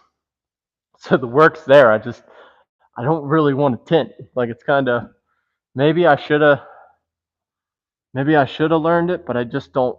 I don't want to learn it. Some things you just don't want to learn, even if the market's there, even if people are willing to pay. Uh, it's just like I don't want the problems that come with tint. I don't know. Maybe watch someday I'm gonna start tinting and I'm gonna be like, why didn't I do this from the beginning? Then I'm no longer detailing and I'm just window tinting. Watch. If I could, like if I could just learn a trade, if I could just learn a trade and that's all I do, would be like, or like in the detailing industry, would be like become a professional. I would say become like a professional specialty person, like paint protection film. Like I know how to apply. I don't know how to apply it like a professional level, like a professional level of paint protection install or vinyl wrap, like films, like good quality film installations, and other people detail it. Well, I guess you can't get away from the detail. You're probably still prepping it and cleaning it, but it's not like detailing it so it looks good. It's like detailing so the product sticks. Um, but if I could be the guy that comes in and just starts wrapping stuff, or that's like, well, we don't detail. Like I've seen shops, um, I've seen local shops here in Lancaster, even in Lancaster, Lebanon area, that are getting out of detailing and focusing specifically on films. So one guy I know, he just said they're no longer detailing. Like, hey, we're no longer going to be a detail shop. We're going to focus specifically on paint protection films and ceramic coatings, which I think is awesome. I mean, I think it's awesome, but like, I don't know. No, I think that's cool, but something doesn't feel right about it. Something like if the economy shifts, but I guess the economy shifts, they could always go back to detailing, I guess. But no, I don't think that's a bad thing. Like I don't know the problems you're having with tin are I've had all brand new cars or trucks. I mean, as soon as they get it scheduled, once I pick it up from the dealer, I always special order my vehicles. The dealerships don't wash it. Well, that's good. Yeah. Don't let the dealership wash your car. That's that's coming from a young kid that used to work at the car dealership. Whoa, look at this. This thing's got like clear coat dripping on the hatch. Here, I'll bring you guys in. See if I've never seen this. I'm sure it's a thing. It's the same over here. It looks wet, but it's almost like the clear coat's dripping off the vehicle. Here, let me bring you guys in. I don't know if you'll be able to see it.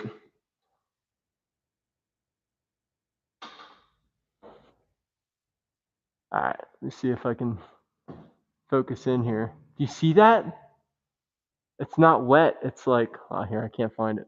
It's like hard. It's clear coat. It's, that's wild. It's like all bubbled up. Huh. And it's some over here too.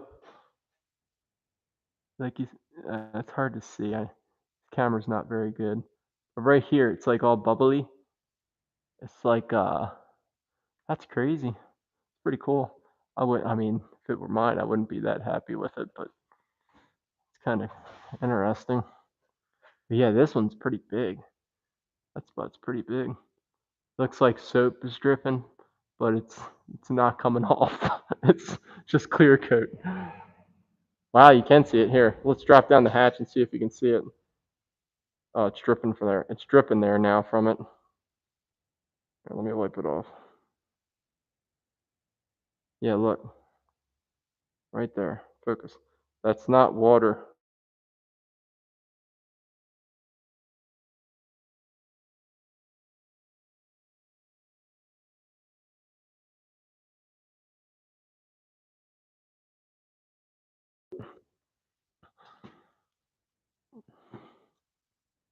Sure, you take it to a body shop, they can fix it, sand it off or something.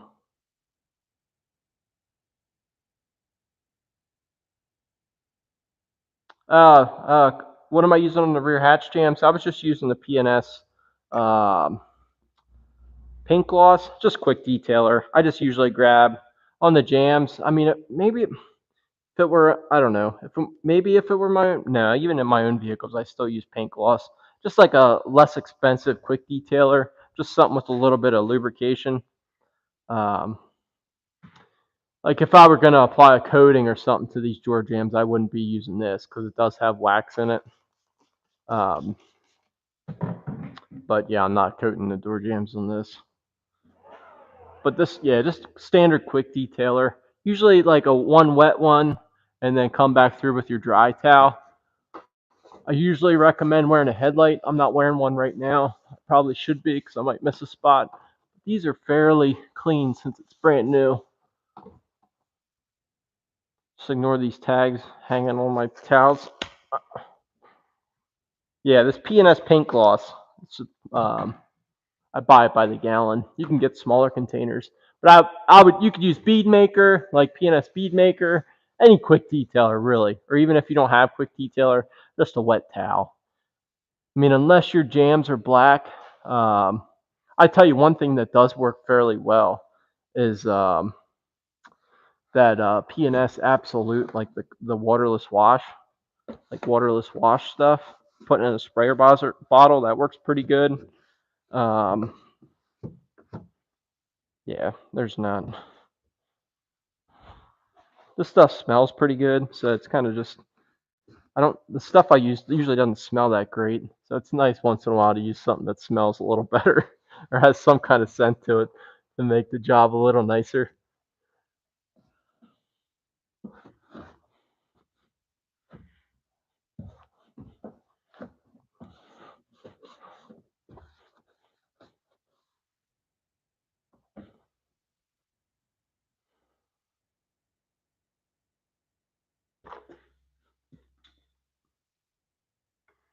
These are like if you're really particular on like black jams, you definitely want to use like quick detailer with nice towels and constantly swap out your towels. Make sure they're clean as much as you can. Um, well, and or blowing it out with like the hose or pressure washer, like blow all this out. If it's really dirty, maybe throw something down in the back here, uh, and like a light duty pressure washer, something not too aggressive, or even a hose, and try to brush some of this out and all the mud. Usually, you have mud that lays up in here. Um, and it's not uncommon for guys just to pressure wash all this. Get some drips down here, nothing crazy. You just got to watch your sprayer tip angle and how crazy you're getting with the pressure washer. You don't want to blow it on the inside. Sometimes you will get some drips, but just come back through and clean it up when you wipe down the inside.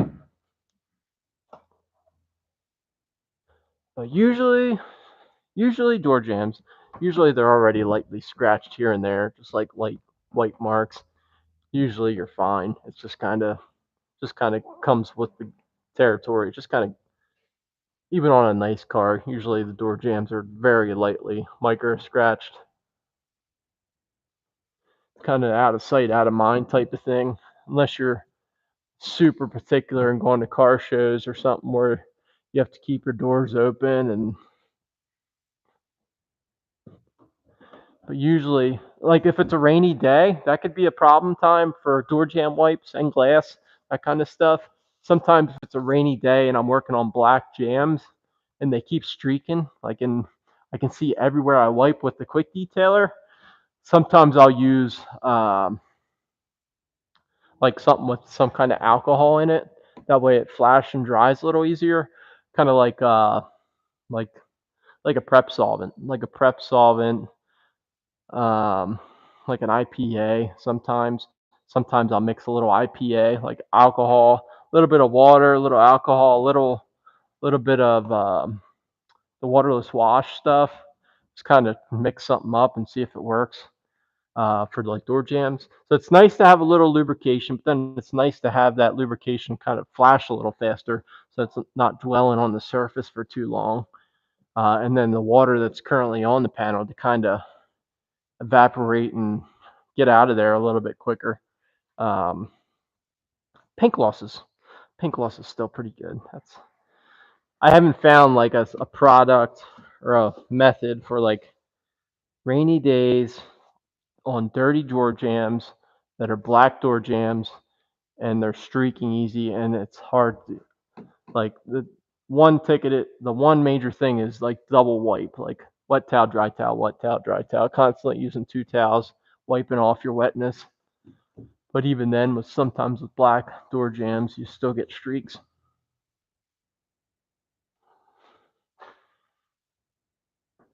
White door jams, you probably just wipe these with a wet towel and move on. I'm trying to see what window tint are you using over there? Uh,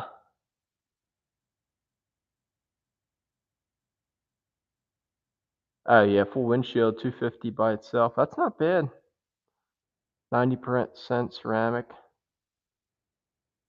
I love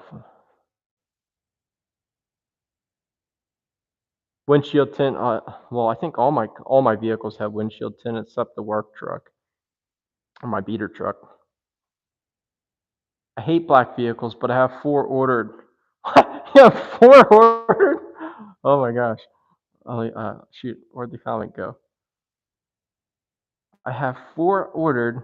2023 Tundra Black was the earliest available for delivery. Ah, you better just get that thing vinyl wrapped, man. Just take it somewhere, get it vinyl wrapped, or change the color.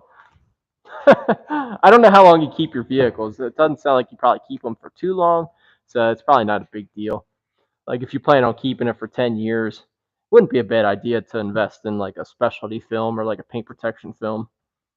But if you're not keeping it for long, you're not it's or depending where you well, depending how the roads are where you live, it's like if you have unlimited funds and you want your vehicle as nice as possible and you're not worried about seeing a line here and there, which usually the paint protection guys, if you can find a good PPF guy, they can hide it pretty good and wrap the edges.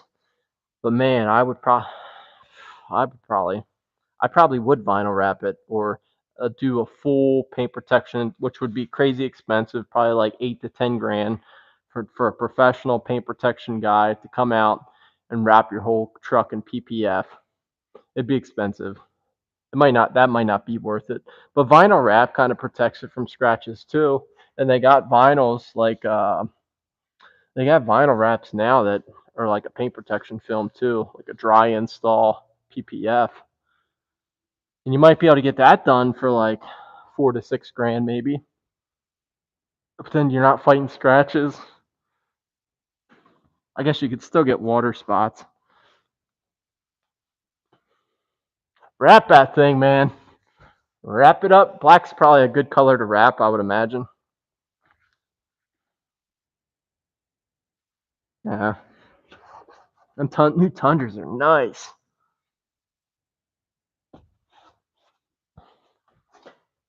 I always thought it'd be cool to have like a shop vehicle. Like if I was able to, like if my YouTube channel took off and I was raking in the cash and after everything, I would buy like a new truck. I would buy a um black truck and then full paint protection. I would install it myself or at least try to. Um PPF the whole thing and have it like dialed in as good as possible and then it wouldn't be scratch free. It would be a ceramic coated film, so it'd be hopefully for the most part water spot free.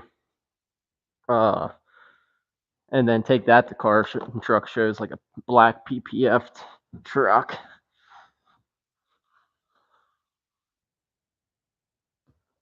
And I could wash it with a wash it with a brush. You're not supposed to, but wash it with a brush, scratch it up, and then let the sun self-level the scratches.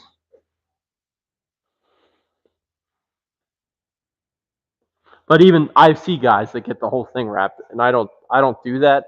But I see guys that get it done. Then they're nitpicking the corners or the edges. Little you get like a little edge lift up here and there, get a little dirt in there, and they're always complaining that it's not like perfect. And I don't know if I've ever seen like a perfect daily driver PPF install on a daily driven vehicle that sees all weather elements. You're always going to have something little issue with it as far as the edge lifting or something happened here or that or but the biggest thing is it's protected, like it's covered. You might have a little edge lift up here and there underneath the hood or in the door jamb.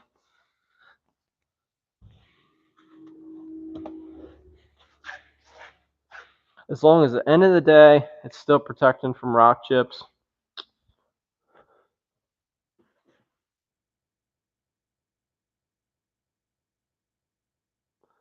What are you guys talking about?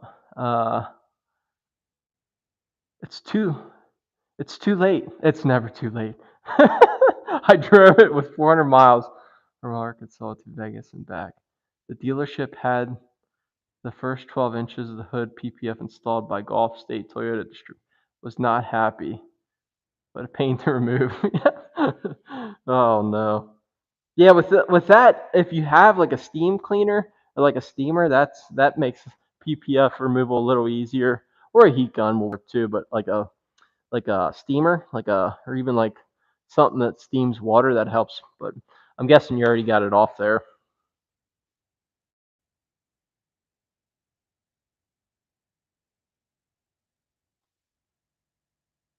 I haven't done any brand new Tundras yet. I don't know if I have any on the schedule or not.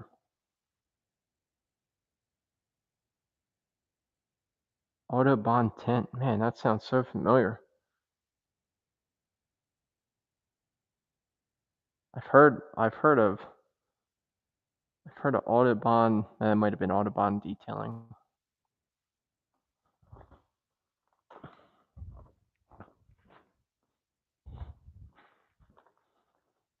I've been checking out vinyl. Like I would never pay anyone to vinyl wrap my beater truck because it's not worth it.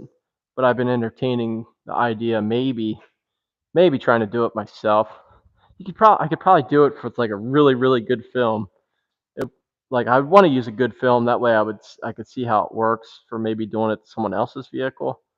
Um, but guys say it's hard to install like that vinyl wrap. That's still a PPF. I think it's Flexi Shield, but they say it's like super tacky and hard to install. So it's a dry install. You don't use water to install it. It's still dry like vinyl, but you still get the PPF properties as far as scratches and like the ceramic properties like water beading, like the hydrophobic properties of the film. But they say it's a bear to install. And it's super tacky, so sometimes when you lift it, you get like release lines or tape lines, adhesive lines. And I don't know how much film it would take. I bet you it would probably take $1,200 to $1,400 in just material to do my truck. Maybe not quite that much, at least 1,000. Um, and my truck's only probably worth, I don't know. I only have like 2,000 into the truck completely. I got to get tires yet. It needs tires. So it's like the vinyl wrap I have on my truck would be worth almost as much as my whole truck would be worth. It'd be good practice, I would say. Good practice. And maybe, I don't know. I would say turn some heads, but it's still not going to even look that great. They're going to say, "Wow, that guy put a nice vinyl wrap on that piece of junk." It sucks. I can't even say it's going to turn heads. I still wouldn't put my business advertisement on it.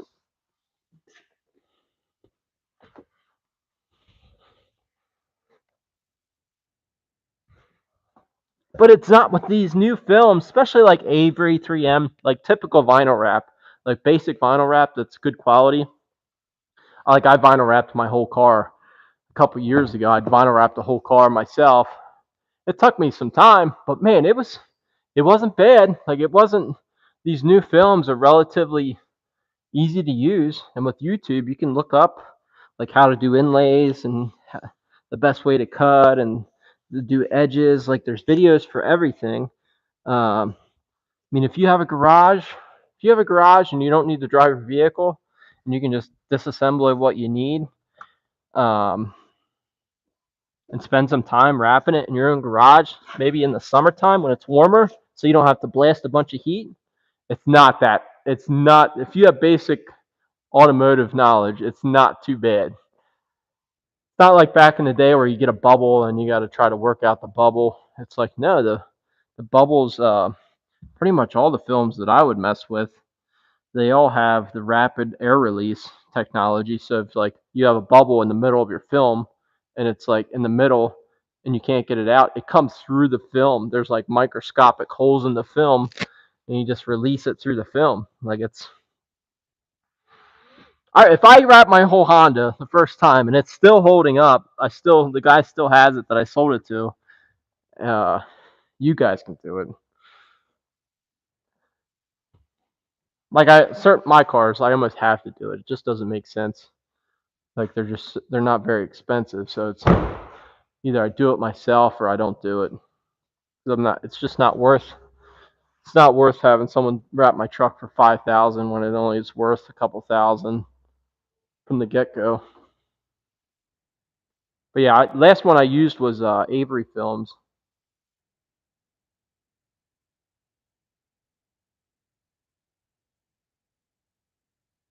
Wouldn't want to learn to wrap on the Yukon you're detailing. Yeah, Autobahn's good. You say that's good to know.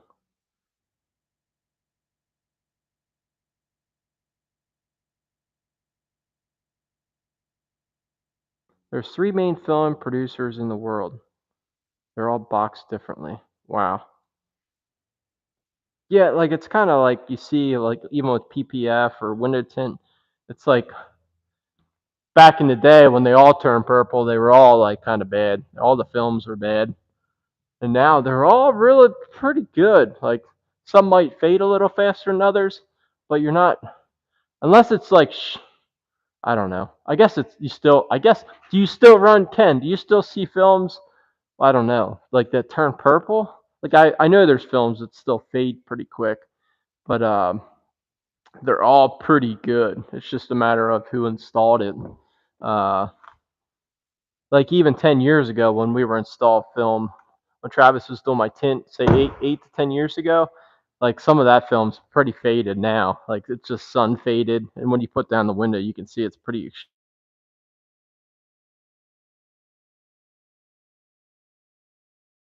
Um, before like Suntech and all 3M and all these other ones were readily available.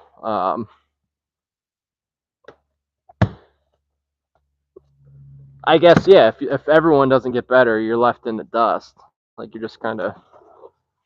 So I guess they all have to be relatively decent, especially if the technology's there. All right, I didn't do this fuel door yet. Would I want to wrap this thing? I don't know. I wouldn't want to wrap it because it's so new. If it were mine, would I wrap it? I'd definitely take off the door handles. I'd take off the mirrors. So you probably have to take off the inner. I'd remove the handles, the mirrors. I don't know if I would remove this or not. I think I could work around this maybe. You just have to pick the right color. That way, if you have a little gap here and there, you don't see white behind it. Um, yeah, I don't know. I don't think it'd be too hard to wrap. I think the hardest area might be like down here, and you could probably pull them off. I don't know. Probably just double-sided tape. All this, I wouldn't wrap any of this. So yeah, I guess it'd probably for me it would be to pick the right color because there might be some gaps where you still see white shining through. If it were mine, yeah, I don't know. It's such a nice. I like this pearl white. Like I don't. If anything, I would do maybe like a just a PPF the whole thing. Maybe PPF the whole thing, or pick like that paint protection film, like the smoked paint protection film. That makes everything look like satin finish. Like a smoked film would be cool, or I guess like a frosted film. So you keep your original paint color. It's just it frosts everything over to make it look more matte like. But then it is a PPF, so you get the properties of the scratch prevention and scratch and chip preventative.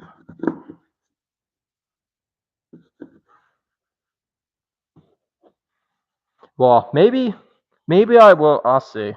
I'm getting my ceiling in the garage at home done this week, so I have some other expenses this week. But I've been entertaining wrapping my truck, and if I do, I'll maybe we'll have to live stream it. You can see me. Well, hopefully I'm not cussing. Hopefully that wouldn't be good. Uh, you can see me struggle with that. The Honda I did, my beater car I did last time, the whole thing. It took me all winter. Like when you have to walk away so many times because you're frustrated. It took me like 3 or 4 months to get the whole car done, but that was just like picking at it real slow.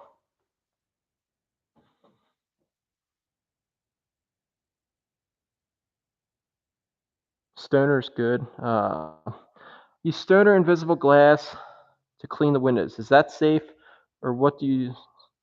Oh yeah, Stoner's good. Yep, that's good. Ken would be the guy to ask. Yeah, he says Stoner's good.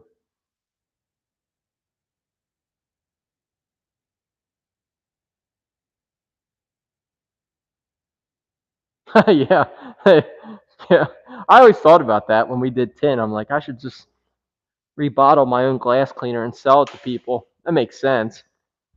But yeah, it's just they probably just mix it up with distilled water, make their own. Or if it's an aerosol, yeah, we just rebottle it. The thing with me with glass cleaner is like I like to spray it on to my towel instead of the glass usually. So I usually don't do too many aerosols. You could still spray aerosol on the towel. I've done it. It's just seems like aerosols I go through faster versus mixing the blend myself. But if I could just always have aerosol, I probably would. I think it does work better. I think it even works better on like bug removal in the front using the aerosol stoner versus mixing it myself. But anyway, guys, I think I'm gonna go to lunch. I'm getting pretty hungry. It's probably about that time. I think my microphone's still working. But I'm gonna go to lunch when I get back. Here I'll probably go live stream live again, and we'll start taping and lightly machine polishing this thing. Shouldn't I don't even see any issues. It's kind of just hitting it and then moving on. So I don't even see any defects. Maybe when I start checking into it a little bit more, I'll see some defects. But it's just kind of a light machine polish to get it ready for that coating. But anyway, guys, I'm gonna get lunch. You guys need to get lunch. Well, I don't know what time it is there, but enjoy your lunch, and I'll catch you guys later. I'll talk to you.